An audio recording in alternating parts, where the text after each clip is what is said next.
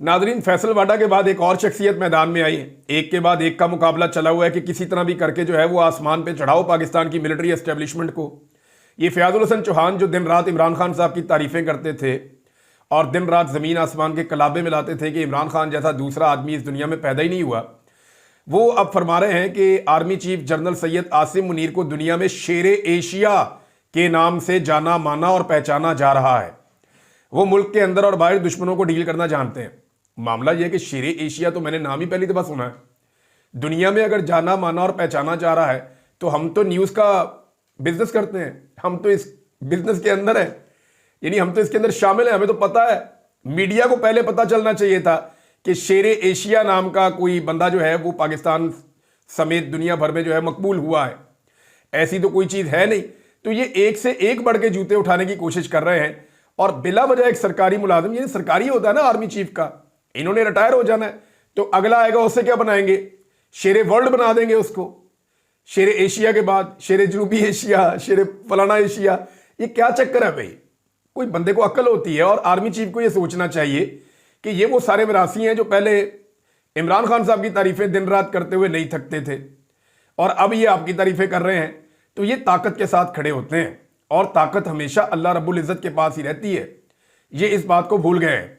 तो कल ये इमरान खान जब वज़ीर आज़म थे तो ये उनके ज़मीन आसमान के कलाबे में लाते थे और आज जो है ये आपकी तारीफें कर रहे हैं। कल जब आपके पास ये ओहदा नहीं होगा और जब कल आप इस इख्तियार के मालिक नहीं होंगे, ये ताकत आपके हाथ में नहीं होगी, तो ये लोग आपको मुंह भी नहीं लगाएंगे। जैसे ये आजकल इमरान खान के साथ कर रहे हैं, इससे ज़्यादा बदतरीन ये आपके साथ करेंगे। तो ये इस किस्म के कभी फैसल वाडा आ जाते हैं, कभी ये आ जाते हैं। पाकिस्तान में एक अजीब बूट पॉलिश का मुकाबला चल रहा है और सारे रल के अपने अपने तौर पे जो है वहां पे बूट पॉलिश कर रहे हैं। साफ़ी भी इसमें इन्वॉल्व हैं, इसके अंदर जो है वो तजियाकार भी इन्वॉल्व हैं, इंटेलेक्चुअल्स हैं, वो भी बेचारे फारग हैं, कुछ शायर टाइप के लोग हैं वो भी इसके अंदर शामिल हो गए हैं। तो टाउटों का एक लंडा बाजार लगा हुआ है पाकिस्तान में और धड़ा धड़ जो आता है आके जनाब गेम चुकना शुरू कर देता है। हद हो गई। वैसे पाकिस्तानी एस्टेब्लिशमेंट का ख्याल पता क्या था? एस्टेब्लिशमेंट का ख्याल था कि ये जो जंग वाला माहौल बना हुआ है ना, भारत के साथ टेंशन वाला, इसमें पाकिस्तान तरीके इंसाफ और इमरान खान से इनकी जान छूट जाएगी और ये माहौल इमरान खान से, पाकिस्तान तरीके इंसाफ से इनकी जान छुड़वा देगा। मगर ये होना नहीं है। देखें, क्योंकि ये सूरत लंबी चलनी भी नहीं है। ऐसा तो नहीं हो सकता कि 6 महीने साल अब यही सिचुएशन चलती रहे। ये तो हफ्ते 2 हफ्ते 4 हफ्ते की टेंशन होती है, उसके बाद खत्म हो जाती है। तमाम तजर्बों की तरह ये तजर्बा भी नाकाम हो जाएगा। इससे पहले बेशुमार तजर्बे किए गए ना। मजहब कार्ड खेला गया इमरान खान के खिलाफ, इंसानी हकूक का कार्ड खेला गया इमरान खान के खिलाफ, औरत कार्ड खेला गया इमरान खान के खिलाफ, तौहीन अदालत का कार्ड खेला गया इमरान खान के खिलाफ, दहशतगर्दी का कार्ड खेला गया इमरान खान के खिलाफ, मुल्क दुश्मनी और गद्दारी का कार्ड खेला गया इमरान खान के खिलाफ। सारे कार्ड खेल कर देख लिए नाकामी हो गई। अब ये भारत वाला कार्ड खेला गया है, जो अब तक सबसे बड़ा जो पत्ता था पाकिस्तान की एस्टेब्लिशमेंट और हुकूमत के पास, वो इमरान खान के खिलाफ अब खेला गया है। तो तमाम तजर्बों की तरह ये तजर्बा भी ज्यादा इम्कानात ये हैं कि नाकाम हो जाएगा। कुछ वक्ती रिलीफ जरूर महसूस हो रहा है और मैं महसूस हो रहा है इसलिए कह रहा हूं कि ये मिल नहीं रहा, ये सिर्फ महसूस हो रहा है। क्योंकि देखें, पाकिस्तान की जो आवाम है ना, उनकी घुट्टी में है भारत से मुखालफत और ये कई दहाइयों से है, ये नस्लों से है। भारत की मुखालफत पाकिस्तानी आवाम की घुट्टी में। उसकी वजह यह है कि ये दूसरा मुल्क बना ही तब था जब ये मुखालफत पैदा हुई थी और एक आज़ाद खुद मुख्तार मुल्क बन गया था। अब ये तजर्बा भी उल्टा पड़ सकता है, याद रखिएगा। वजह यह है कि अगर आपने कुछ ना किया और भारत ने कुछ किया, जो भारत को अब करना पड़ जाएगा ना।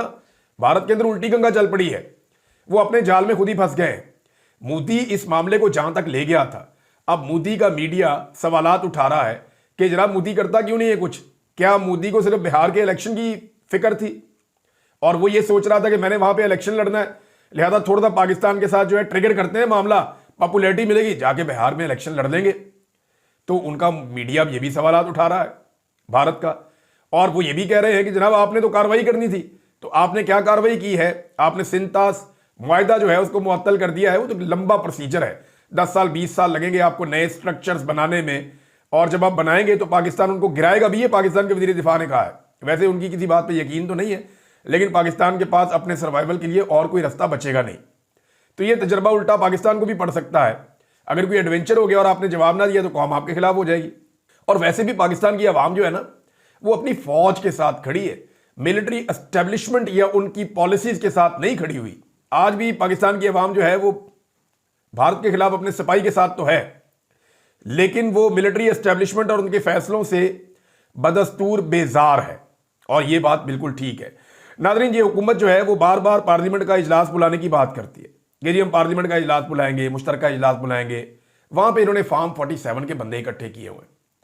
वहां इन्हें इमरान खान से भी इनकी जान छूटती है, और ऑल पार्टीज कॉन्फ्रेंस ये बुला नहीं सकते, क्योंकि अगर इन्होंने ऑल पार्टीज कॉन्फ्रेंस बुलाई तो वहां पे सब लोग कहेंगे कि बुलाओ इमरान खान को, एक सेशन और कर लो इसका, और वहां पे वो सवालात पूछे जाएंगे जिनके इनके पास जवाब नहीं है। अब जिन पॉलिटिकल पार्टीज को इन्होंने जानबूझकर डंडे के जोर पर पार्लियामान से बाहर रखा हुआ है, वो पॉलिटिकल पार्टीज आकर सवाल तो करेगी। मामला तो शुरू होगा मैंडेट की चोरी का, मामला शुरू होगा इंटेलिजेंस की नाकामी का, मामला शुरू होगा कि भारत को जवाब क्यों नहीं देते तुम। अभी जब ये पार्लियामेंट के अंदर भी आएंगे ना, तो आप देखिएगा कि अपोजिशन की जानिब से कुछ ऐसे लोग हैं जिन्होंने कहा है कि हम वहां जाके ऐसी तकरीर करेंगे कि इनके कानों से धुएं हम निकाल देंगे। हम बताएंगे इनको जाकर के तुम्हारे जो सियासी लीडर्स हैं वो मोदी के खिलाफ एक लफ्ज बोलने को तैयार नहीं है, और उसके रीजंस क्या है। अब देखें, जो लोग पाकिस्तान के अंदर चुप चुप के रहते हैं, जो लोग पाकिस्तान के अंदर सामना अपने लोगों का नहीं कर सकते, वो दुश्मन का क्या सामना करेंगे या उसके सामने क्या खुलकर बात करेंगे, वहां तो वो बिल्कुल नहीं कर सकेंगे। आलिया हमजा साहिबा ने इस पे एक स्टेटमेंट दिया है। ये जो इनकी क़यादत बोलती नहीं है, बात नहीं करती, गूंगी हो गई है मोदी के मामले में, इंडिया की जारहियत के मामले में। तो आलिया हमजा ने कहा कि शरीफ खानदान के भारत के साथ तजारती मरासिम है, डॉन लीक्स और वॉल्यूम 10 निकाल कर देख लें तो शरीफ खानदान कभी इंडिया और मोदी के खिलाफ बयान देकर अपने बिजनेस का नुकसान नहीं करेगा।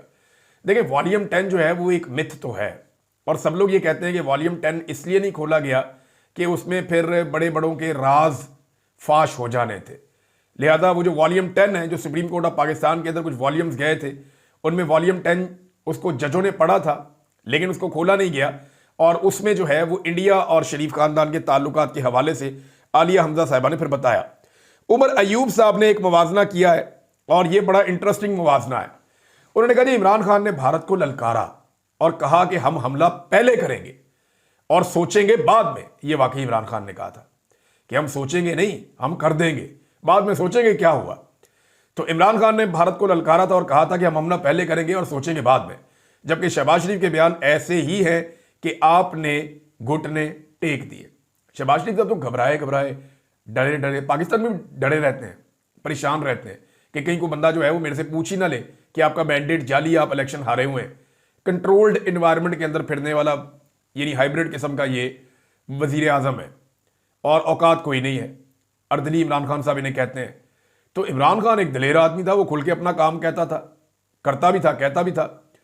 अब उमर अयूब साहब ने कहा कि याजूज माजूज ने पाकिस्तान तहरीक इंसाफ वर्कर्स के घरों में जो तशद्दुद किया है, जो तोड़ फोड़ की है, अब इनकी ट्रेनिंग मुकम्मल हो गई है। याजूज माजूज वो कहते हैं एस्टेब्लिशमेंट को, जो मुझे समझ आई है।